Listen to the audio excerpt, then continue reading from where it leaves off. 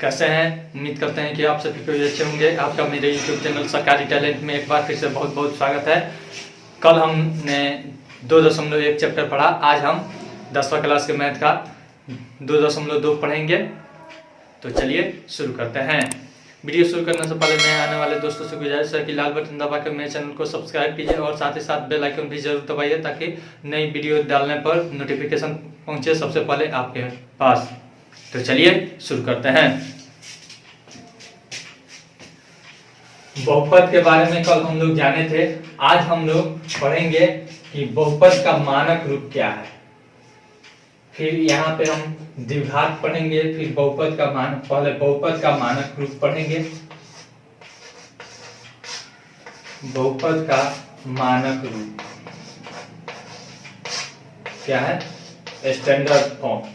Standard form में होता है कि या तो उसका जो घात होता है चर का, वेरिएबल का, या तो वह बढ़ते क्रम में रहेगा या फिर वह घटते क्रम में रहेगा। जैसे ax के power n plus ax to the power n minus 1 plus ax to the power n minus 2, ऐसे करके ए तक रहेगा नहीं। या फिर यहाँ पे बी भी आप लिख सकते हैं, जरूरी नहीं है कि ए सभी में ए ही रहेगा, यहाँ पे सी दे सकते हैं। यानी कि ये क्या है? कांस्टेंट है। ये सब क्या है? कांस्टेंट है। यहाँ पे कुछ भी आप डाल सकते हैं, के डाल सकते हैं, जो मन करे तो डाल सकते हैं। ये एक्स वेरिएबल है जबकि यह सब क्या है? कांस्टेंट है। ठीक है ना? यह कहलाता है इसका मानक रूप। या तो इसका पावर घटते फॉर्म में रहेगा या फिर बढ़ते क्रम में रहेगा, तो उसको कहते हैं स्टैंडर्ड फॉर्म ऑफ पॉलिनोमियल। ठीक है। अब हम लोग द्विघात का, क्या चीज का? द्विघात का स्टैंडर्ड फॉर्म या मानक रूप क्या है? मानक रूप। तो इसका मानक रूप हो जाएगा a x to the power 2 plus b x to the power 1 plus c। ठीक है, इस फॉर्म का होगा। या फिर इसको ऐसे लिख देंगे c plus b x to the power 1 plus a x to the power 2, ऐसे भी हम इसको लिख सकते हैं। ठीक है, द्विघात का मानक रूप हो गया। इसका एग्जांपल में हम दे देते हैं 5x square plus 9x plus 10। ठीक है, यह क्या हो गया? इसका मानक रूप हो गया। क्या हो गया? मानक रूप। अब इसमें हम a b c इसको कहेंगे। अब यह जो है इसे a कहते हैं। क्या कहते हैं? a। अब जो दूसरे नंबर पे है x का जो गुणांक है इसे हम b कहते हैं। जो किसी के साथ नहीं है गुणांक, यानी कि वेरिएबल के साथ गुणांक नहीं है, तो यह हो जाएगा c हो जाएगा। ठीक है, आसान है कि नहीं? द्विघात का मानक रूप भी हम समझ गए, या बहुपद का भी मानक रूप हम समझ गए। फिर उसके बाद a b और c किसे कहते हैं?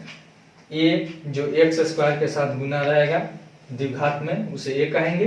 फिर उसके बाद जो x के साथ गुणांक रहेगा उसे b कहेंगे, और जो कांस्टेंट रहेगा उसे c कहेंगे। ठीक है, यहाँ तक। जो x के साथ गुणांक रहेगा उसे क्या कहेंगे? x की, तो वहां पे त्रिघात में हो गया। वह क्या हो गया? त्रिघात में। जैसे मान लीजिए 9x के पावर 3 फिर plus 2x square plus 5x plus 10, तो इसको a कहेंगे, इसको b कहेंगे, इसको c कहेंगे और इसको d कहेंगे। ठीक है ना? ये त्रिघात वाला है। हम अभी द्विघात के बारे में बता रहे हैं। हम अभी किसके बारे में बता रहे हैं? द्विघात के बारे में बता रहे हैं। अब हो गया। अब द्विघात का शून्य कितना होता है? जितना अधिकतम घात रहेगा शून्यकों की संख्या भी उतनी ही रहेगी। तो अब हम द्विघात का शून्य निकालेंगे। द्विघात का शून्य कितना होता है? 2 होता है। क्या होता है? 2 होता है। जैसे हम किसी का शून्य हम निकाल कर देखते हैं। जैसे में हम देख लेते हैं x स्क्वायर प्लस 3। इसका अगर हमको शून्य निकालना है, ठीक ना, +3 नहीं -3 कर लेते हैं। क्या कर लेते हैं? -3, आसान रहेगा। फिर यहाँ पे इसका निकालते हैं तो इसके बदला में हम लिख सकते हैं 0। जब भी हमें शून्य निकालना रहता है तो इतना का वैल्यू कितना मान लेते हैं 0। फिर एक्स स्क्वायर -3 के बदला में √3 का स्क्वायर कर सकते हैं। कोई दिक्कत यहाँ तक? नहीं। इतना बराबर 0। अब एक फॉर्मूला आप जानते हैं, a square minus B square का क्या सूत्र होता है? a प्लस बी और इंटू a माइनस। ठीक है यहाँ तक? तो यहाँ पे इसी फॉर्मूला पे बैठा देते हैं a square minus B square x minus √3 और इंटू x प्लस √3 बराबर 0। या तो पहले यह 0 होगा तो ये पूरा टर्म 0 हो जाएगा। ठीक है, तो या मान लेते हैं x माइनस √3 बराबर 0। x बराबर कितना हो जाएगा? यहाँ पे √3 हो जाएगा। फिर या x प्लस √3 बराबर 0, तो x बराबर -√3। ठीक है ना? तो एक बार x बराबर कितना वैल्यू आया? कितना वैल्यू आया? √3। और एक बार वैल्यू आया -√3, यानी कि शून्य एक आया √3 और एक शून्य का आया 0 -√3। तो एक को कहते हैं अल्फा, इसे क्या कह देंगे? अल्फा। ठीक है ना? और इसको कहेंगे बीटा। यानी कि बहुपद में जो शून्यक होते हैं, दो शून्यक उसके होते हैं, तो पहले शून्य को क्या कहते हैं? अल्फा कहते हैं, दूसरे को बीटा। समझ में आ गया? जब त्रिघात रहेगा तो उसमें क्या कहेंगे? अल्फा, बीटा और गामा। ठीक है, मिटा देते हैं इसको। अब होता है, एक होता है अल्फा प्लस बीटा। इसमें संबंध देखते हैं, बराबर सूत्र होता है -b/a। इसे सिद्ध करके भी लाया जाता है, इसे हम बाद में वीडियो लंबा हो जाएगा, इसलिए बाद में इसे हम सिद्ध करके बताएंगे। ठीक है, अल्फा इंटू बीटा यानी कि शून्यकों का गुणनफल होता है c/a। ठीक है, ये द्विघात के लिए होता है। क्या होता है? द्विघात के लिए। यहाँ पे लिख देते हैं द्विघात के लिए। ठीक है ना? एक होता है त्रिघात के लिए। क्या होता है? अब त्रिघात के लिए भी सूत्र होता है। कल बताए थे कौन द्विघात है कौन त्रिघात है। आप उस वीडियो को नहीं देखे हैं तो आप मेरे प्लेलिस्ट सेक्शन में जाकर देख सकते हैं। त्रिघात के लिए 3 गो इसमें शून्यक होता है, alpha plus beta plus gamma. ठीक है, बराबर -b/a। फिर एक होता है alpha into beta plus beta into gamma plus gamma into alpha बराबर c/a। और फिर इसका गुणनफल होता है alpha into beta into gamma बराबर -d/a। ठीक है, ABCD किसको कहते हैं तो समझ में आ गया है। यानी यह क्या रहता है? ABCD कांस्टेंट होता है। क्या होता है? कांस्टेंट होता है। यह समझ में आ गया। अब हम इस चैप्टर को शुरू करें। ये तो याद है, ठीक है ना? यार इसको याद करने का भी तरीका है। फर्स्ट में माइनस रहता है, उसके बाद मतलब प्लस रहेगा तो -b/a हो जाएगा, उसके बाद अगर गुणनफल होगा तो c/a हो जाएगा। ठीक है, अब इसको मिटा देते हैं। अगर अल्फा यानी कि शून्यकों का गुणनफल और फिर योगफल अगर दे दे तब उसके लिए हम कैसे निकालते हैं? द्विघात बहुपद, द्विघात बहुपद यदि अल्फा प्लस बीटा और अल्फा इंटू बीटा दिया रहा है, नहीं दिया रहा है। ठीक है, देखिए बहुपद बराबर क्या हो जाएगा? बहुपद बराबर हो जाएगा x स्क्वायर, यहाँ पे k देता है जो, तो के अगर आप नहीं देते हैं तो भी निकल जाएगा। के गुणांक रहता है सब में एक्स स्क्वायर, फिर उसके बाद एक्स रहता है ना, फिर उसके बाद सी रहता है कि नहीं, ऐसा ही ना रहता है। तो हम देखिए इसको कैसे लिखते हैं, एक्स स्क्वायर यहाँ पे प्लस हो गया, इसके बाद यहाँ पे माइनस डाल देते हैं, क्या डाल देते हैं, minus x into alpha plus beta, क्या होता है, अल्फा प्लस बीटा, फिर माइनस हो गया, फिर यहाँ पे प्लस हो जाता है, यहाँ पे अल्फा इंटू बीटा होता है। आसान है कि नहीं। फिर त्रिघात के लिए देखिए क्या होता है, त्रिघात के लिए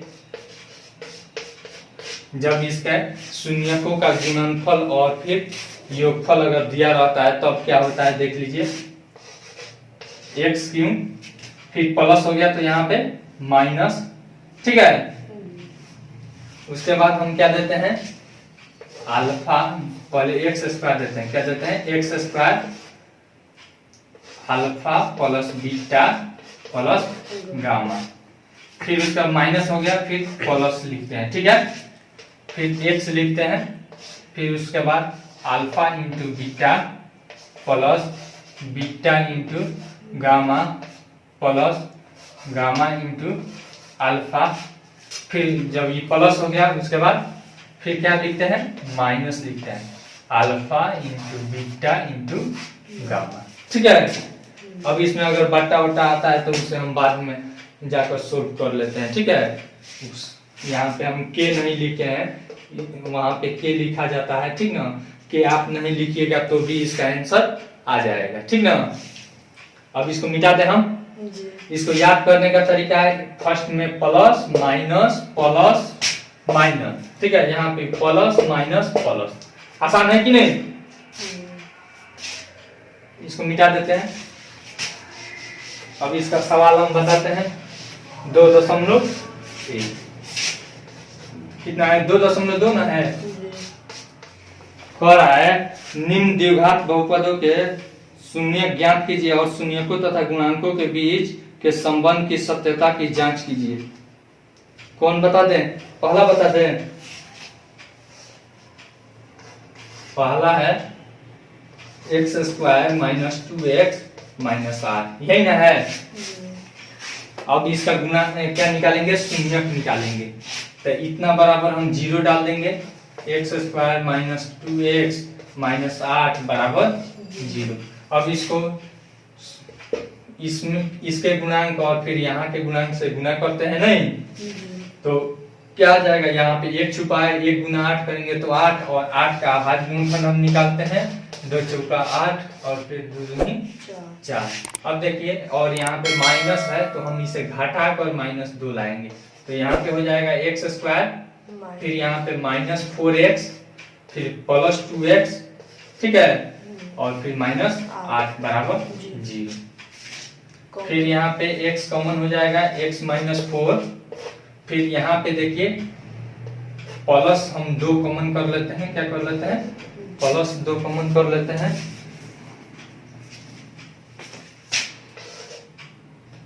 यहाँ पे बच जाएगा x और -4 बराबर 0। ये देखिए तो समान है, तो इसे कॉमन कर लेंगे, x -4 बच जाएगा x प्लस 2 बराबर 0। या तो ई 0 होगा या तो ई 0 होगा, तो दोनों टर्म 0 होगा।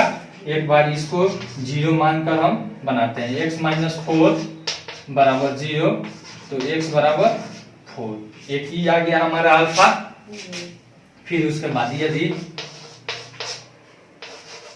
x प्लस 2 बराबर 0, तो x बराबर -2 बराबर, इसको बीटा मान लीजिए और इसको अल्फा मान लीजिए, ठीक है ना।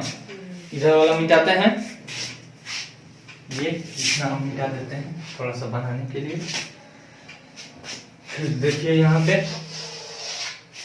अब देखिए, अब अल्फा प्लस बीटा लेंगे, अल्फा प्लस बीटा, देखिए तो कितना आ रहा है, अल्फा कितना है 4 है, और बीटा कितना है -2 है, प्लस -2 बराबर हो जाएगा 4 -2 बराबर 2, ठीक है, बराबर देखिए तो यहाँ पे देखिए -2 हमारा है, कितना आया है, यहाँ पे -2 है, यहाँ पे कितना आया है हमारा 2 है। तो इसको माइनस से अगर गुना करेंगे -2 में तो +2 आ जाएगा कि नहीं, आ जाएगा। यानी कि इसके बदला इसको b मान लेते हैं तो -b हो जाएगा कि नहीं। अब बट्टा यहाँ पे 1 छुपा है, यानी कि a लिख सकते हैं। तो देखिए तो -b/a के फॉर्म में आ गया कि नहीं, आ गया। इसे हम लिख सकते हैं x का गुणांक माइनस x का गुणांक बट्टा x² का गुणांक। इसके बदले में हम क्या लिख सकते हैं, -x का गुणांक बट्टा x² का गुणांक। हो गया कि नहीं, अब हो गया। फिर उसके बाद अल्फा इंटू बीटा पुनः लिखेंगे, alpha into beta, alpha into beta. Alpha का वैल्यू कितना है हमारा, देखिए 4 है, 4 गुना बीटा का वैल्यू -2 है, बराबर हो जाएगा -8। अब देखिए तो c का वैल्यू कितना है, -8 है, यानी कि c अब बट्टा ये हो जाएगा कि नहीं, हो जाएगा। यानी कि अचर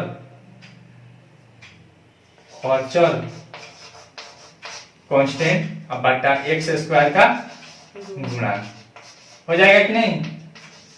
बस यही सत्यापित करना है, सब बन जाएगा, नहीं बन जाएगा। फिर अब दूसरा इसका पूरा बना लीजिएगा और इसमें जो भी प्रॉब्लम मुझे होगा आप कमेंट करके सवाल पूछ सकते हैं।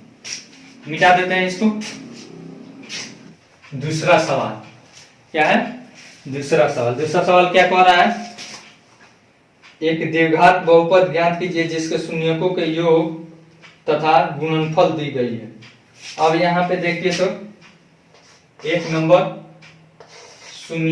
शून्यकों के योग यानी अल्फा प्लस बीटा बराबर दिया गया है, कितना दिया है 1/4 और अल्फा इंटू बीटा का वैल्यू दिया है कितना -1, कितना दिया है अब देखिए इसका हमें वैल्यू निकालना है तो ये द्विघात है नहीं, तो द्विघात का अभी क्या लिखे हैं x² फिर x plus minus alpha plus beta, यही ना लिखवाए हैं। फिर यहाँ पे माइनस हो गया, उसके बाद प्लस c कांस्टेंट के जगह पर अल्फा इंटू बीटा, यही ना लिखवाए हैं। तो अब देखिए x² ऐसे ही रह जाएगा, फिर -x अल्फा प्लस बीटा का वैल्यू कितना है गुना 1/4 हो जाएगा, फिर प्लस यहाँ पे -1 हो जाएगा। आसान है कि नहीं, यहाँ पे बराबर दे दीजिए x²। अब देखिए -x/4 फिर यहाँ पे -1। अब देखिए अब यह परिमेय के रूप में आ गया तो हम इसे क्या करेंगे, सिंपल इसको ऊपर लेकर जाएंगे, ठीक ना। तो इसको ऊपर लेकर जाने के लिए हम क्या करते हैं x² -x/4 फिर -1 बराबर 0 दे देते हैं और इसको बट्टा के जोड़ के फॉर्म में तोड़ देते हैं। देखिए तो बट्टा के फॉर्म में 4 आएगा, 4 इसके नीचे 1 छुपा है 4x², फिर उसके बाद यहाँ पे है -x और फिर यहाँ पे -4 बराबर 0। अभी 4 उधर चला जाएगा, ठीक ना। तो क्या हो जाएगा 4x² -x -4 बराबर 0 आ रहा है। फिर यहाँ पे 4x² -x -4, यही हमारा बहुपद हो गया। आसान है कि नहीं, नहीं आसान है, तो सब बन जाएगा। त्रिघात वाला भी इसमें दिया होगा तो बना लीजिएगा, त्रिघात तो इसमें नहीं दिया है, कहीं पे दूसरे किताब में भी देगा तो आप लोग बना सकते हैं, ठीक है। आई होप आपको यह वीडियो बहुत पसंद आई होगी। इस वीडियो को ज्यादा से ज्यादा लाइक कीजिए, शेयर कीजिए और कमेंट करके अपना सुझाव जरूर दीजिए। और इसमें आपको कोई प्रॉब्लम फंसता है तो आप कमेंट करके जरूर पूछ सकते हैं। Thanks for watching.